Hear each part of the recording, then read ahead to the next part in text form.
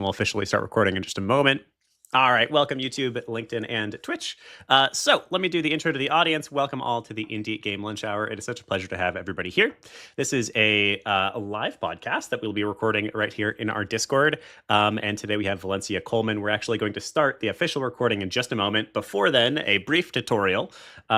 This episode is about 45 minutes long. This is how we always do this thing. And for the first half of that time, Valencia and I will be talking one-on-one. That's a chance to hear Valencia's story as well as begin to explore her topic of discussion, which is how education and experience got me into the game industry.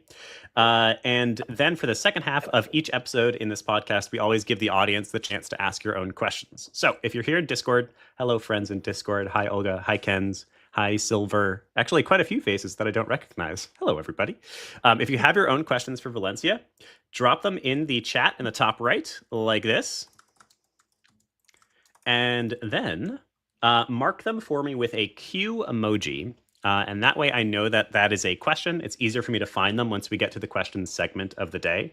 And then if you really like somebody's question, if you're like, ooh, that's perfect, I want that asked too, hit that Q emoji again. And that way I just know that multiple people want it answered. For the most part, I will go through those questions in chronological order. So the earlier you ask your own questions, the more likely you are to actually get to chat with Valencia. So drop your questions as we go. I think that's it. If you are on YouTube, LinkedIn, or Twitch, you can just put the questions in the chat. I'm watching a chat, and there are few enough posts in the chat that generally I can follow them without the emoji. All right, Valencia, do you have any questions before we start? I don't. I'm ready to go. All right, let me get the bots in here. Hello, Craig. I think, actually, were you the one who told me about Craig? I feel like you might have been. It was someone in our cohort that told us about Craig. I don't think it was me, but I think it might have been Dylan. So, all right. Craig has been a best friend, a longtime best friend. Craig has been a longtime buddy. Yep. All right, here we go. We're officially starting. Welcome, game dev adventurers, to the Indie Game Lunch Hour. Today we're talking with Valencia Coleman about how education and experience got her into the game industry.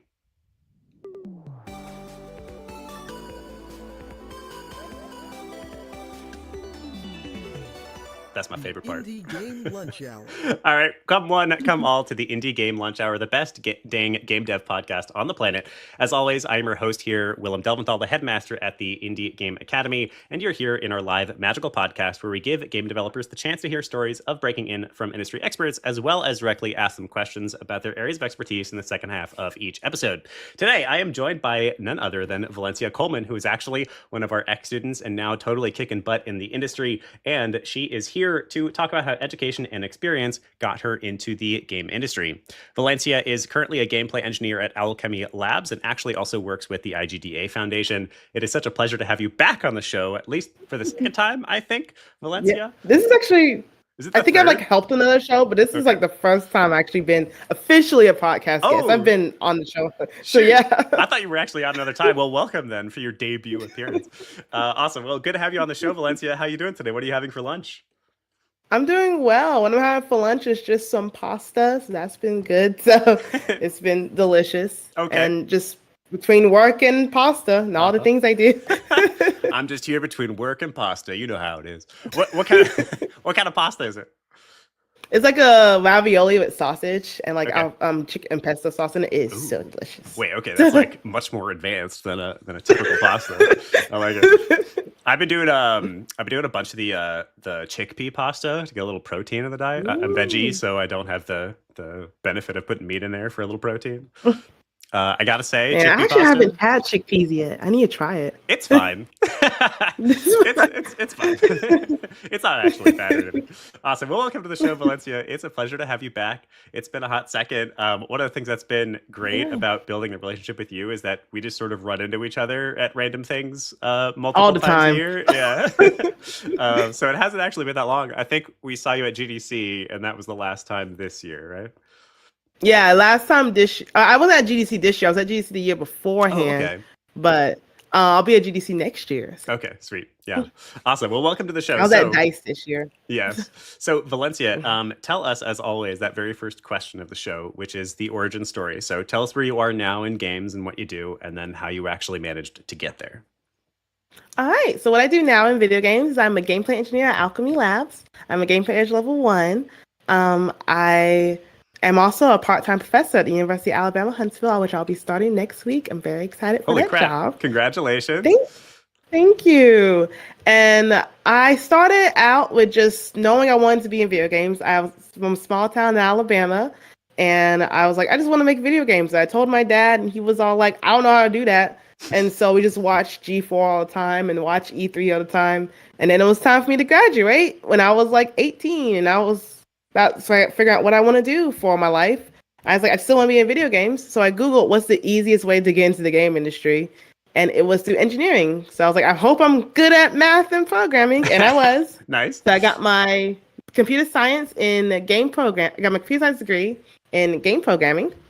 And then I realized I live in like the middle of nowhere, Alabama, and small town place in Alabama. So there was no way I could go over to California and be a game developer.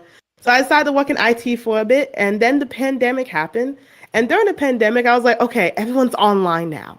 So I can reach out to people. So let me just reach out to random places, see if I can get into the game industry. And I actually stumbled onto the IGDA Foundation and Indie Game Academy. And so I joined Indie Game Academy classes, and I joined IGDA Foundation. I was working on IT on the side. So my full-time work was IT. My nighttime work, I was doing Indie Game Academy, and I was doing IGDA Foundation. And eventually I applied to go to SCAG for my master's degree because I knew, like, I never thought I was going to work at a studio. By the way, that was never my intention. I always knew I was just going to teach and make games on the side. That was my whole entire intention.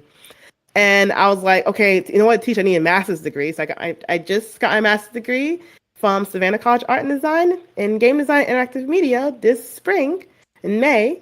So, and now I'll be a professor in the fall while also still working at a studio. Nice. Congratulations. Big like round of F's in the chat and celebratory gifs and or emojis. That's a huge deal. I love I've now been doing IGA long enough that I'm starting to see people like you, which is like such a pleasure. People who got to start and now are actually deeply in the game industry during my time with them. So it's a pleasure. Well done, Valencia. You have always been somebody who has kicked butt and worked really hard. You're a person that I consistently go, how does she manage to do all of those things at once? Called a Google Calendar. Yeah, true. The next level is always just more organized, which is tough for me. I don't know. Not as much for you, it seems. Well, awesome. So it's tough to put it on there. Yeah, for real. So tell us, I guess, a bit about maybe the intention of teaching. Why don't we talk about that for a second? Because I think that's something that is a little bit unusual. Most people are like, I want to work in a studio. That's the goal. I want to work in games. So why was it that you were like, actually, I want to teach? So actually, learning how to teach came with me learning computer science. So I was always seeing myself as a person who wanted to give back to the community. For me, teaching's always giving back to the community. One reason why I moved back to Alabama this year, I went back to Huntsville because I'm not from Huntsville, I just moved to Alabama. So I wanted to give back to the game industry because honestly, having a teacher is how I got into the industry, how I got everything I want to do in the industry. When I was learning computer science, I learned computer science in school. And I realized that I was the only Black female in my classes. And I was all like, well, that sucks. How come there's not other people like me? And then I realized when I had some volunteer opportunities, I was like, let me go volunteer at local Girls Inc. Let me go volunteer there. And all the Black girls I met, they were all like, well, I don't see anyone like me as a teacher. And I don't want to just start by myself because I'm too scared because I don't know what structure is. So I need someone to help me out. And that's what really fueled that passion for teaching. Like I always wanted to teach ever since then. I'd be like, okay, someone's got to be there to encourage people of all colors, of all diversity, to be into the industry they want to be in. Because a lot of people, if they don't see who it looks like them in the industry, they'll be more terrified to join. Yeah, that's absolutely a barrier to entry for people who may not look like a typical game developer or whatever the heck the industry actually is. That's an incredibly noble pursuit. You absolutely have touched upon a part of the reason that I love teaching. How about this? What do you say to people? Because this is my parents are teachers. I have seen the teacher's plight my entire life. What do you say to those people who think that teaching is somehow less than or is like a failing? Those who can do, those who can't teach. How do you respond to those people? I say that if you are experienced enough and diligent enough and willing to learn how people operate and think, you can teach. Teaching's a lot of just preparation. And teaching someone how to be where you are currently at. Mhm. That's how I see myself. I'm not an I don't consider myself an expert in the game industry at all. I consider, how do I get someone who was in my position into where I'm currently at? What would I would have wanted when I was younger? Like when I was younger, I would have loved seeing as someone who was a computer science major in the game industry, was African American, but I didn't have that. So what can I be that for other people? So teaching is not about I'm an expert at this. I'm an expert at this topic, because I'm not. I do not consider myself an expert at any sort of topic in the game industry just yet. But I know I have more experience than other people who don't, and what I'm there is to give structure. Yeah. So what you're mainly there as a teacher to give structure. They're not it's not about them getting every single material. It's not about them getting everything you ever tell them. It's about them giving them a starting point and a head start and a pathway to go. Mm-hmm. I love that. Yeah, I think that for me, teaching is. I think I largely started teaching. Well, I've taught in some ways my whole life as a result of my parents. Did a little bit actually in theater. They both were theater professors, interestingly enough. So I've always had a fondness for teaching, or like I've always at least thought of teaching as a noble pursuit. So I didn't have to break through that personal barrier. But something that I love about teaching, there's that. I don't remember the name of it, but there's a chart about how you personally learn and the actions that you take for how well you're going to be able to regurgitate information and actually learn the information. And at the top of that chart is teaching. You learn information far more deeply teaching than like sitting in a classroom and learning from a teacher. So that was actually a big part of why I did it. It was like almost a little selfish at first. I was like, well, I want to learn the material. I want to master the material, so I'm going to teach folks. But I have totally fallen in love in a similar way to what you're describing, especially as I've run this school over time. Those moments of it clicking for somebody and them creating something wonderful or being able to pursue their dreams like you're talking about and you're managing right here, right now, are like delightful and are so worth it. Yeah, and I grew up with, my aunt was a teacher, so I was in honors going in high school and college, so I needed volunteer work, so I used to grade her papers. I used to go talk at her school and during her career day, so I was around my aunt all the time who was a teacher, so there was a huge influence of that as well. 100%. Yeah, I think I would love to see the teachers turn into rock stars. At least reportedly during ancient Grecian times, teachers were, some of the most important members of society, were well respected. And I think it's a real shame that they're like constantly put down and have like budget cuts and things like that. Like teachers are very literally how you build the next generation of talent in your country and in your world. So it's insane to me that anybody ever shits on teachers. Teachers are the best. And having teachers that suck is because you're not giving them proper support and respect. I agree 100%. And also, speaking of the game industry specifically, I have found, unfortunately, in my time in the game industry, not a lot of people want to go back and teach. And I was like, well, we want more talent. We want more creative brains. And if we don't teach the material, I know our industry's small, but it's going to stay small if we don't ever go back and teach the material and go back and teach the schools. And one of the reasons I became a professor while still working in a studio, because one thing I realized, all my studio buddies all complained that when I was in game design school, my teacher didn't work in the industry for like the past 10 years. Yep. They had no idea what the current industry was like. They're still just using assembly. Still using assembly, crazy person. Yeah. And I was all like, well, we need teachers who are like, I love the old school teachers. I still love them. But I remember my computer science teacher in game design did Atari. That's the last time he was in the industry. And I was like, okay, but what about the newest stuff? So we want to make sure we have up-to-date teachers as well. Yeah, I think that's a good one too. Awesome. All right, so we've talked a little bit about teaching. I love it. Thank you for pushing teaching, and thank you for going and giving back to the game industry. We need it. We especially need it right now. Yes, we do. Yeah. All right, so topic of today, what you gave us was how education and experience got me into the game industry. I have seen in this school a drop off in the number of people who believe in the possibility of working in games, which I find so heartbreaking.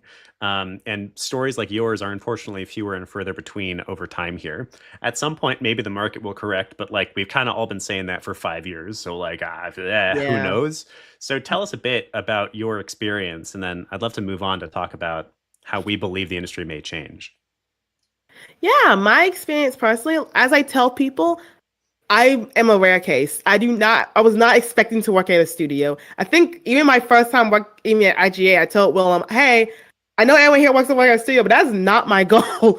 I want to be a part-time teacher and make games on the side and maybe own my own studio, which might be on the process of doing pretty soon. Let's do it. Indie revolution. Yeah. And because I was all like, the game industry, for me, it always seemed far away because I was in a small town. So I was not going to fly over to California. Now it seems small away because it's all the layoffs and all things going on in the industry. And honestly, I was very picky about the studio I worked for. That's why I had the part-time job as an IT person, as a full-time job as an IT person making games on the side. Because I didn't want to work for a bad studio because I've heard too many horror stories of everyone just work in the game industry. I need to work for a studio, and that studio is terrible, and they treat you poorly. They're just going to ruin the game industry for you completely. And so I remember if anyone gets lucky enough to get that interview for a studio job, I'm always ask a couple of questions I'm going to tell people to ask. Ask people, what is their crunch policy? And if they don't have one, that's a red flag. I remember when I got interviewed at Owlchemy Labs, I had to go through 7 different interviews. And I asked everyone what is their crunch policy, because I did not want to be working 120 hours a week. I had a life outside of programming for the studios, program my own stuff. And also, that's number 2 as well. Ask them about the moonlighting policy. If a studio says you're not allowed to work on side projects, that's a red flag. Because again, if you get laid off and you don't have that job no more, you don't have an updated portfolio. So any studio that tells you can't work on side projects, and that is a red flag. I asked them that the whole entire time, and they have a policy where I can work on side projects, and I still work on those side projects because, again, at any time I could be not working in that studio, and that's just a reality I have to accept when looking for these studio jobs. Now, if you don't want to work in studio jobs, I always encourage people, have a job that allows you to be a side developer. If you can work on stuff on the side, please do so. And not only work on stuff on the side, publish and market your stuff on the side. I'm pretty sure Willem sees my LinkedIn posts all the time. Every time I post on LinkedIn, it's a brand new game I just came out at itch.io. It's something new that I just made. I actually got a post scheduled to come out in a couple of hours of a game I worked on a game jam for. Always put yourself out there, because a lot of times I have had people come to me because of how much I put out there when I was still at the Indie Game Academy, not working at a studio, but just posting on LinkedIn, posting on Blue Sky, posting on, at the time it was Twitter, now I use Blue Sky, and just posting everywhere I could, because that way people still saw my face. And of course, my original post only had 1 view, of course, but now they get at least 100 sometimes, or sometimes even more than that, because I was just consistent with it. All I needed was one person to see it. Yep. Yeah, I love that. The act of, so I like that you are, this experience is one that basically everybody who's worked professionally in games has had before. I got through the first round of interviews at Riot at one point and was really excited about it. I really respect Riot. I think they're very cool people.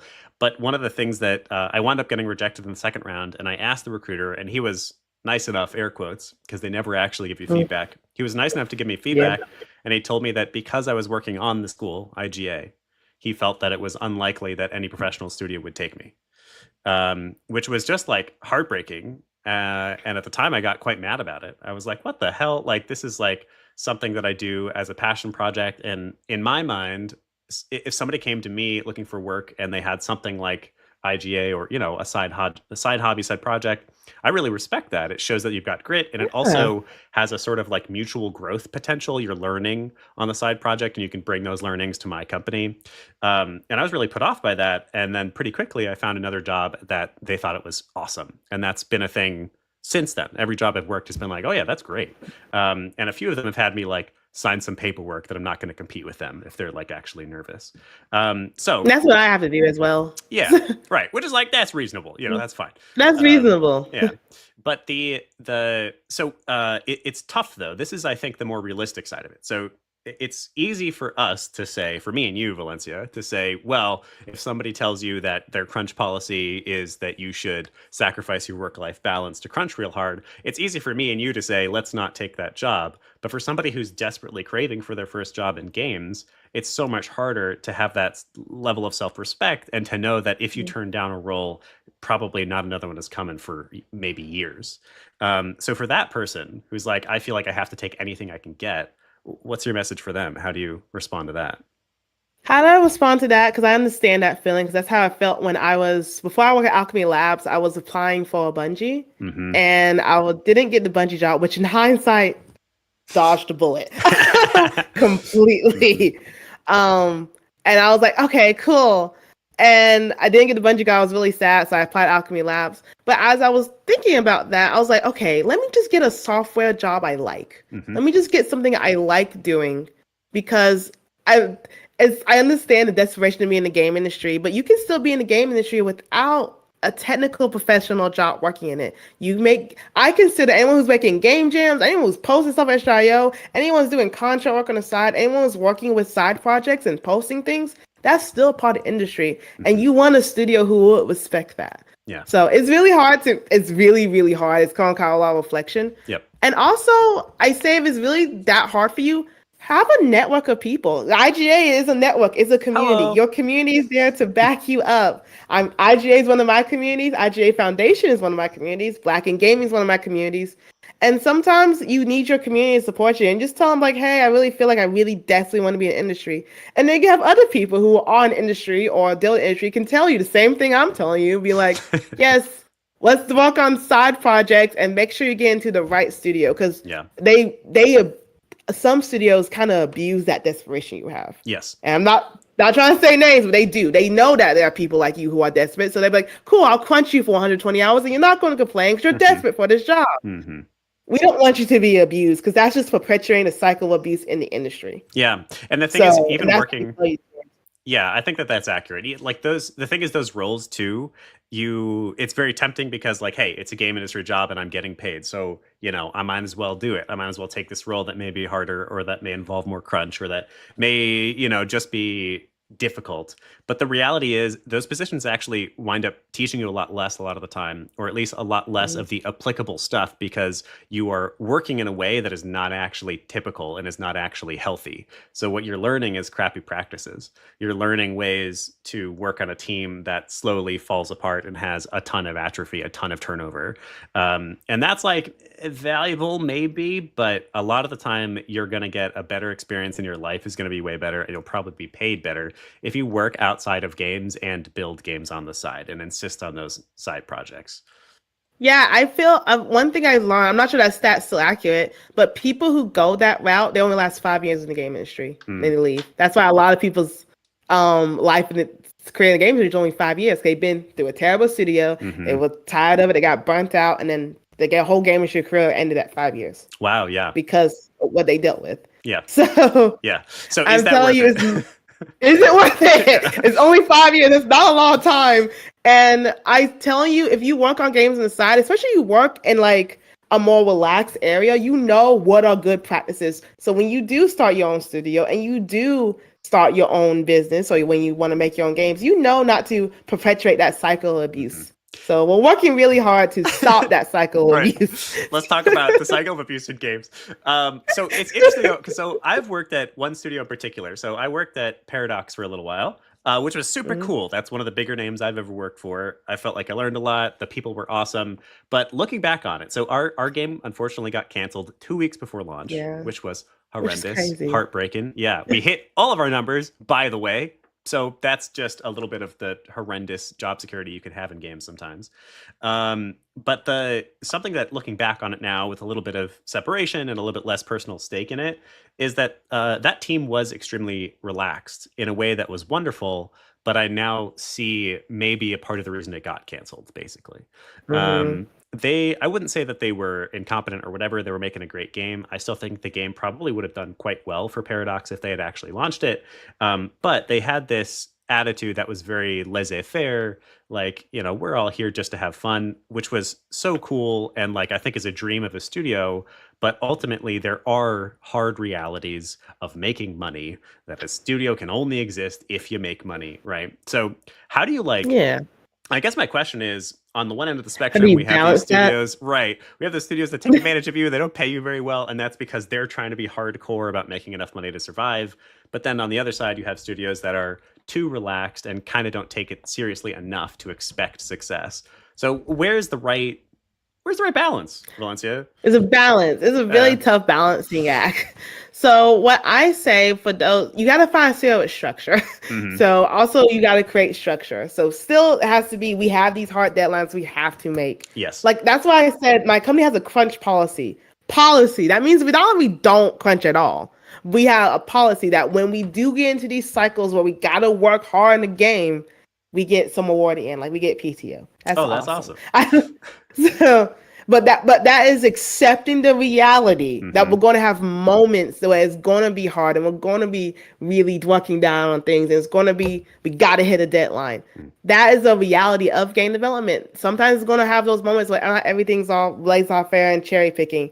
But we don't want everything to be too laissez-faire and we don't want everything to be too hardcore. We want a balance. So it should be, and this is a prediction I put out, it should be like at least 50 to 60% of the time, maybe even 80%, pretty relaxed. But then when it's time to get stuff done and we got to get things done, we got to have those deadlines. Like, for example, at my job, what I can speak about is that we work on different teams. Those teams like last maybe 2 months at max.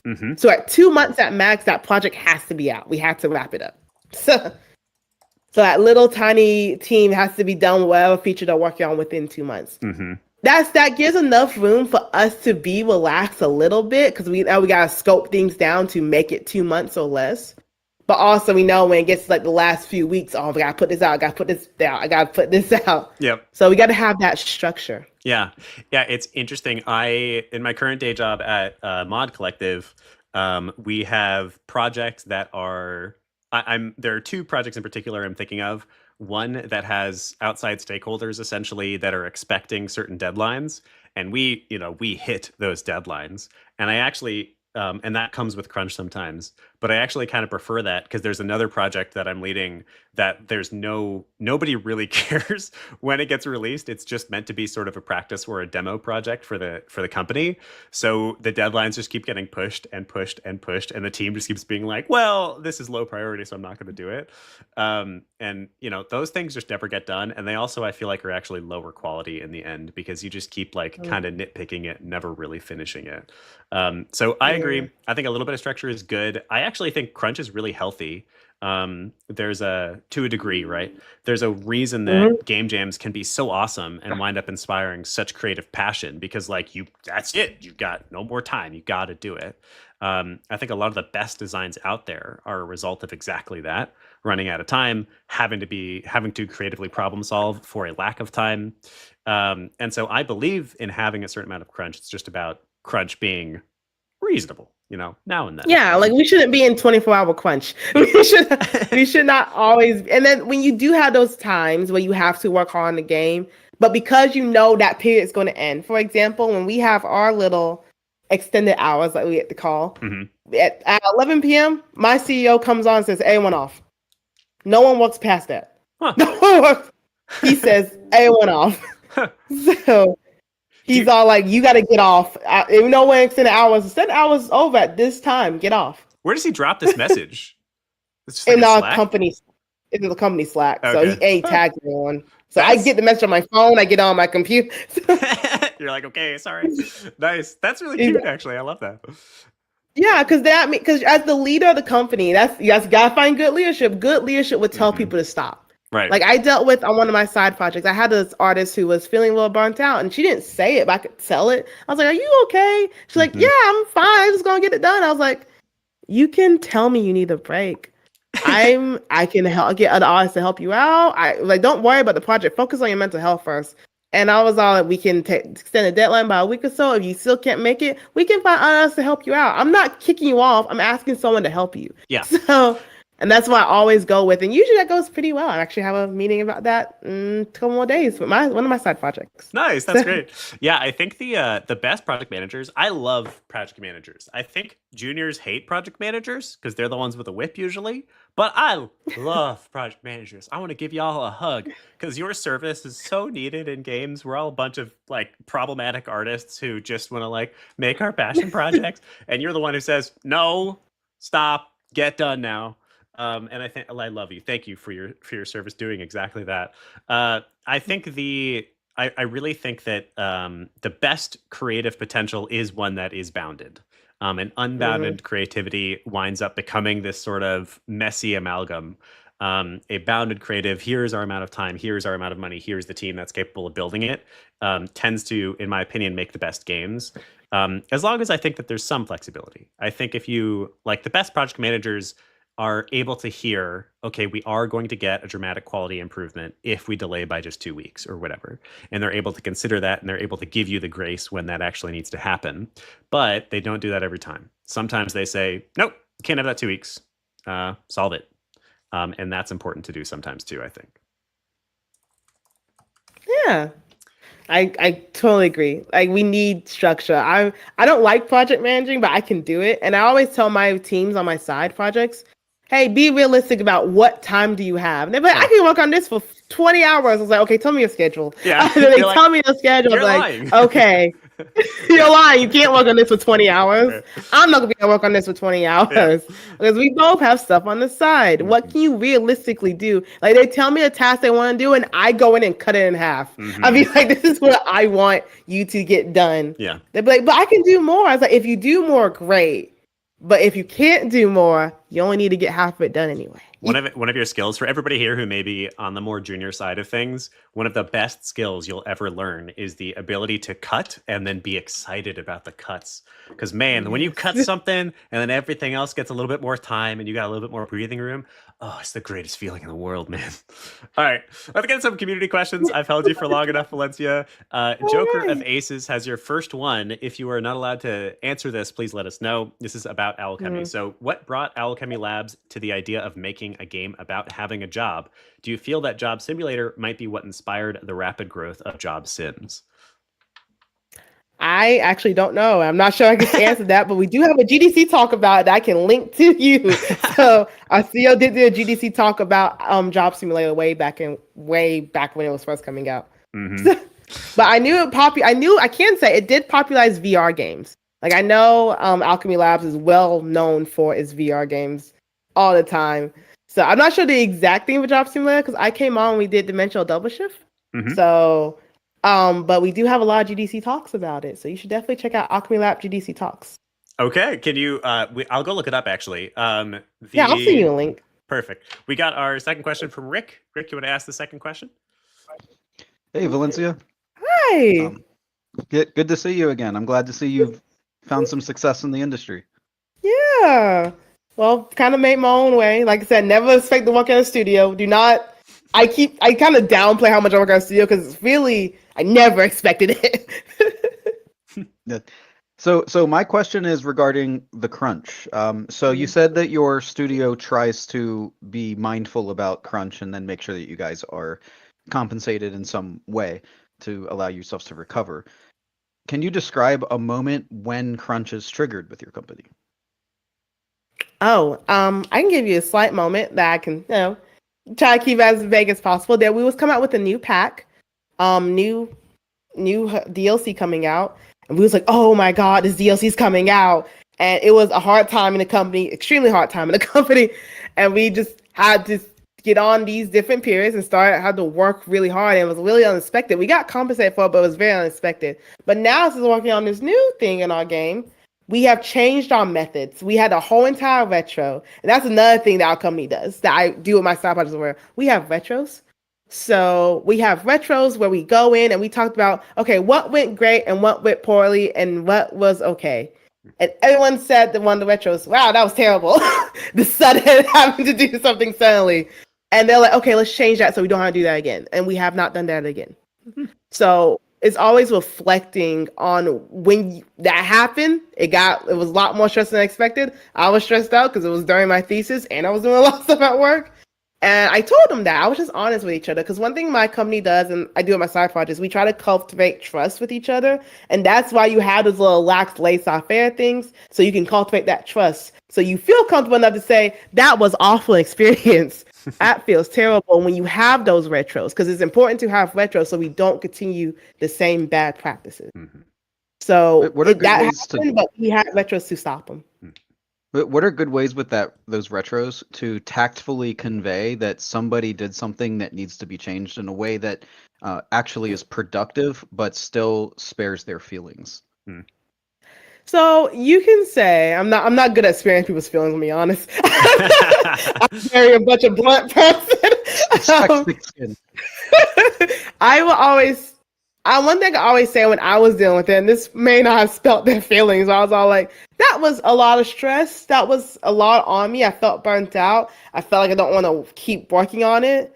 And this is how I felt about it because it was so much work at once and I didn't see it coming. So is there a way we can still do that amount of work? I'm not saying do less work, but can we do it in a way where we see stuff coming? Right, yeah. So communication.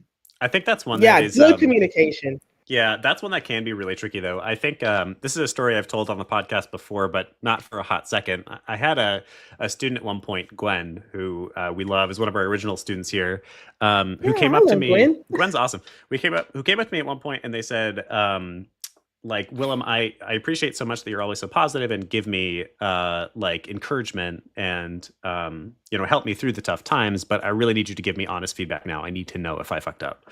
And I think that was a big moment for me because at first I had decided that IGA was all about giving blanket support. We're here to give you a pat on the back. We're here to tell you you can do it because there's too many people out there and too many places out there where you feel like you can't. But Gwen made me realize that while that is valuable in its own way, and while we still tend to trend here towards optimism, positivity, it's really important to have it be honest optimism and honest positivity. So I think my question to that, Rick, would be like, you still got to tell them. Tell them tactfully, be like, hey, I know that you were stressed out during this or whatever, but the way that you behaved wound up really adding a lot to my workload, and I need us to figure out how to not make this happen in the future. Yeah, but and that's going to happen. Oh, go ahead. I was going to say, one lesson that I've learned with that is if you have feedback for somebody, tell it to them first so that they don't hear it's secondhand from somebody else. Yeah, and a lot of the time it's best to do that one-on-one rather than in like a public setting where they might feel like attacked or whatever.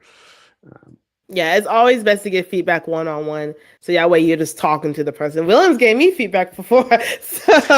And that's where you build that good relationship. And it's not going to falter because they're saying it from a good place. So that's why we build that nice support so we can later, if we had to talk about something hard later, it's okay to have the hard conversation because I know you're only talking from a good place. Yeah. Awesome. Great. All right. Thank you, Rick. Thank you. All right. Next, we have another question from Joker. Joker, this is an interesting one. I'm curious what you'll say. Joker says, instead of having crunch for devs, why not have it crunch time for the social media and community management team to postpone launch and appease the community so that the devs can stay at current rate to have a non-rushed and complete game? A lot of time is a business decision. It's not actually in the devs' hands, and it's not really in the marketing team's hands either. It's usually the higher-ups' hands. Yep. So the marketing team do get crunched, by the way. They do not have an easy time, by the way. Yeah. It's always the higher-ups who kind of decide. So it's usually a conversation with the higher-ups. And the thing about postponing things, they have set deadlines to meet to the honest reality games to make money. They have set deadlines to meet different quarters. So, but the thing that I always do this at my company, I do it at my side projects. I look months in ahead. If we are like 1 month before a big deadline, 1 or 2 months before a big deadline, I honestly sit there and be like, do I really think we can make this? And I've gone to my manager at Owlchemy, I've gone to my people in my side project and said, hey, I don't think we're going to do it. I don't think we're going to make this deadline. I'm voicing the concern early. I don't wait till last second. I don't wait till like 2 weeks before. It's 2 months out. I'm be like, I don't see how we're going to make this in 2 months. I want you to explain to me how we're going to push this in 2 months. And again, I have that trust with my manager at Owlchemy. I have that trust with my CEO has open hours. I go to his open hours and be like, hey, I have that trust with him. I can ask that. And that's the importance of working at a good studio, because at good studios, you can do that. You should feel comfortable going to your manager, your higher ups, and asking them, hey, I don't see how this is possible. And that's like we said earlier, that's the importance of working at a good studio, because you can do that and you can make change because you can bring it to their attention. Because those higher ups, sometimes they don't see what we're doing at the dev side. They don't always see it. So sometimes when you have a good company, you have that good relationship, you can go up to them and be like, I have a good relationship with you and I want things to do well. And I just don't see how this, like, I just saw someone said roadmap. I don't see how this is going to work. Mm-hmm. And we do have a roadmap as well. So ask for a roadmap. And most times they're a good producer, a good higher up, they'll give you that roadmap. What is a vote map? Vote map? Oh, roadmap. Oh, roadmap. Roadmap. My bad. Good one, Mike. Got you. Yeah. I think it's really wonderful that you've built that relationship with your managers. I will say, so as somebody who's worked on both sides of the spectrum, as the air quotes executive, as somebody who's a higher up, and who is somehow managing money and has worked on the dev team, it's really easy as the dev team to look at those higher ups as just like straight up evil or greedy or something. Like it's easy for me to be like, Paradox canceled my projects, those idiots, they're evil, this is the problem with AAAs. It's easy to say that, and there's a ton of that rhetoric online, and some of that rhetoric is totally true. It's people holding on to too much money and being kind of greedy. But honestly, a lot of it is just like, holy shit, we're running out of money and there's no way we can do this anymore. We have to release now, or unfortunately, sometimes we have to cancel projects or we have to do layoffs. That is not me saying that all layoffs are good and that companies should get an easy pass for doing layoffs and then rehiring and some of the evil practices we've seen in the past couple of years. But I will say that like a lot of those executives are not nefarious, they're not greedy, they're just like, holy crap, I've run out of all money and now I need this game to be done and get it out. And at those times, you might have an engineer come to you and say, there's no way I can get this done in a month. And then it's about flexible problem solving. Mostly, basically anytime if you can't hit a deadline, it's either what can we cut or how can we extend the deadline. Those are your two decisions. Yeah, I remember one thing that I was always taught when I was at Xbox Game Camp. They always say crunch and all those bad things we see in the gaming industry is a leadership issue. Mm-hmm. It's usually a leadership issue. They didn't foster a community environment. They didn't foster the type of environment where people could trust each other and just be honest with each other. They didn't foster that, or they mismanaged something. I remember talking like, okay, because when layoffs were happening, our studio was concerned. We asked our higher ups, and they a lot of times say it's a leadership issue. Most, like 99% of the time, it boils down to leadership because they didn't foster the environment or they didn't communicate well or something got mishandled. I think a practice that I've started doing on my design teams that's super simple, that I can't believe I haven't done before. So I have, in past jobs, I have done regular play testing. So every 2 weeks or so, we'll do an external play test where we'll bring in external players, we'll see what they think, and we'll iterate from there. Something I haven't done before, but I'm amazed I haven't done before, is I schedule regular, generally actually weekly, internal play tests. So just me and the team. And there's a couple things I like about that. One is way less stress because you're not trying to find people to come play and you're not handling people. It's just like, hey guys, come pile in. We're gonna play the game for 1 hour. And then what I really like about it is that it's a regular touch point for people to get their work done for. So they're like, oh, I got to get my shit done because on Monday I know I'm showing it off. It's a regular place for us to celebrate your work. Oh man, look at how cool, Chris added this cool curtain effect. It's so awesome. And then the third big thing, and this applies to what we're talking about here, is it's really obvious where there's no way you're going to hit your deadline. You're playing the game and you go, okay, cool. So how much is left? And they label 5 things and you have 2 weeks left and you're like, okay, so either we're cutting or we're not making the deadline. I love that. It's stupid simple. I can't believe I haven't had a team that's done it before. I think I will do this with every one of my design teams from here on out. Nice and simple. Regular internal play tests. I like it every single week, actually. Just give them an hour to sit down and play the game together. Yeah, that's what we start doing. We actually do the same thing at my studio. Nice, yeah. We do the exact same thing every time our team's like, okay, what's our playtest schedule? Because I want to know. Because also it gives that deadline. Oh, I got a playtest. Oh, I got to prototype it. I got to have this out for everyone to see. Oh crap! It makes people want to get towards that deadline. And it makes it real obvious if you're not getting your work done. Yes. Makes it super obvious. Yeah, without having to call individuals out, which is nice. And generally, that kind of a regular playtest also keeps people personally accountable. So it actually feels like there's less having to call people out because it's pretty obvious if their work isn't done, so they feel compelled to get it done. And you don't have to go, crack the whip. Awesome. All right, so we are coming to the end of the episode. We always wow. like to do two things here, Valencia. The first thing is to assign a little bit of homework. So I'm curious if you have a homework assignment for us to practice in the next week or two. It'll Yeah. take about an hour to practice what we talked about here today. All right. I mean, we really talked about education and experience today. So my little homework for anyone to do is GDC YouTube videos are great resources, amazing resources. So choose a GDC video about something you're really passionate about, and then I want you to take that video and summarize it. So this is a class in teaching, and say it to someone who knows nothing about the game industry. So I Ooh. want you to take that video, choose a video you think you can summarize, and tell someone who knows nothing about games. Ooh, I So love my that. thing is, my thing I always do is if I can tell my design ideas to my mom or my aunt, not to my dad because he plays too many games, but to someone who plays nothing about video games, and I know I can teach. I know I can show off my skills, and that helps break down that barrier. I can't really teach people because we all have some experience that we can show someone else. We are all capable of being teachers and bringing that experience to other people. I love that. That's a nice, easy one. All right, so go find yourself an awesome GDC video on YouTube, give it a watch, and summarize it, and then tell somebody who doesn't play games. I would love to see it personally on LinkedIn as well. Write up the summary for us. Yeah. You can post it to LinkedIn, then you can tag us, Valencia Coleman, Indie Game Academy, Willem Delventhal. We will all give you a nice little virtual hug and tell you good job if you post it for us. All right, Valencia, before we say goodbye, is there anything you would like to plug or any last words of wisdom you'd like to give us? Any last words of wisdom I like to give people is even you do not have to work at a studio to be in the game industry. You can have a community, you can have a network. Anyone who's working on a game right now, period, whether it's free, whether it's paid, I consider you part of the game industry. Because hopefully you'll find someone who appreciates that you're part of the game industry. I know I said, oh yeah, I technically, if you want to see technically, professionally, the paid one stuff didn't start coming in 2 years ago. But I do not consider myself only 2 years in the industry. I don't think Willem will consider me only 2 years in the industry.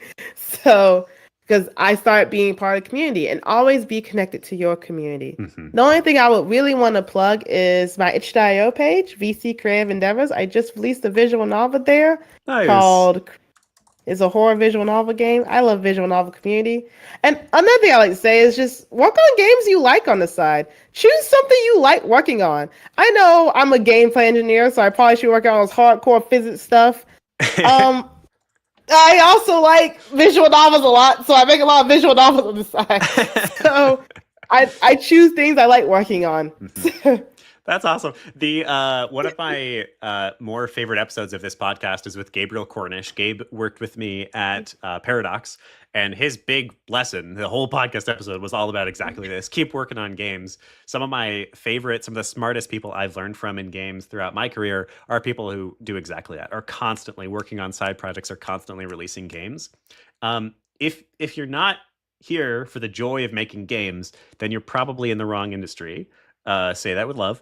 There are every once in a while I find people who kind of like fell into the game industry. I don't understand how that happens, but some people are just here by chance. But the vast majority of us are here because we love making games. And if you love making games, then keep making games. And absolutely, even if you are a hardcore like physics engineer, gameplay engineer, whatever, making visual novels absolutely helps. If nothing else, it's a creative like break. And that can really help fulfill you and bring you new energy and new gusto. And then a lot of the time you learn little lessons that you didn't expect to in those side projects. So 100% keep making games, people. One of the best things you can do for yourself. Yeah, I 100% agree. Awesome. All right, everybody. It has been an absolute pleasure. Valencia, thank you for being here. It's been a hot second since I've seen you, so it's a pleasure to have you. Yeah, I hope I'll see you again like GDC or like one of many game developer things. Yeah, I'll see you at another event, I'm sure. Yes, thank you for those who are absolutely. Thank you for those who are asking questions. Thank you for those who are watching the stream. I see you, Raven. I see you, IE. Thank you for being here. And thank you to those who are here just hanging out with us. We will see you again next week, every single Wednesday at 12 p.m. Eastern time. Come and join us for the next one and ask your own questions live. There are links to join us down below in the chat, and any other links we mentioned will also be in the podcast recording in the description. All right. Goodbye, everybody. See you next week. Bye. Bye. Bye, everybody. All right. And those on the stream, IE, is it IE or is it AII? Are you like an even more intelligent intelligence. And Raven Carey, thank you for being here. It's awesome to see you there. Goodbye, everybody. It's been a pleasure. Adios.